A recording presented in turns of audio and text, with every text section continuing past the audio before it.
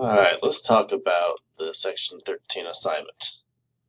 So if we go to Assignments, go down here to Section 13, you should notice that the spreadsheet is now updated, so we'll click on that. And all of our data from both classes should be compiled together. And what we'll do is we'll just turn in the spreadsheet. You don't need to make any Word file or anything. So here's our spreadsheet. And you have all the data here. So what you're going to want to do is make a scatter plot. So we'll highlight the data, go to Insert, go to XY Scatter, go ahead and click on a scatter plot. All right, now when you do that, you should notice a fairly good linear trend. We had a pretty nice one. So you just right click on it, go to Add Trend Line, and then you can do the equation in the R squared. All right, then as you notice, we had a very good correlation here, 0.9993, so almost perfect. And then the goal is to kind of look at the equation here and say, okay, what could that be? What could that be used for? Also, another thing we need to do is we need to label things. So the inches are independent, that's our x-axis. Centimeters are the dependent y. And so you come back here and you can add the axis titles. So you want to make sure that you do that. And this was our inches. Oops, inches. And this is our centimeters. Okay, so really think, if x is inches and y is centimeters, what could this chart really be used for? Like, how could we use that? And so you're also going to give it a new title and whatnot.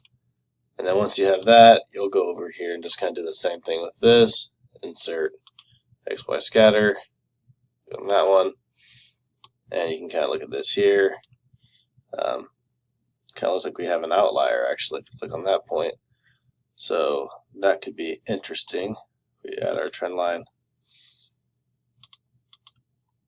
Okay, so looking at that one, not quite as strong of a correlation, but it appears that this dot may be a bad one. So let's go look at what that was, 1.125 and 3.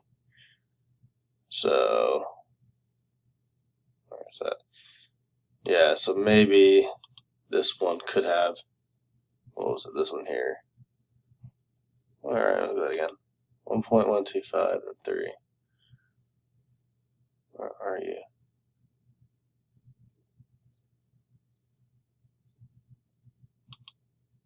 What was that?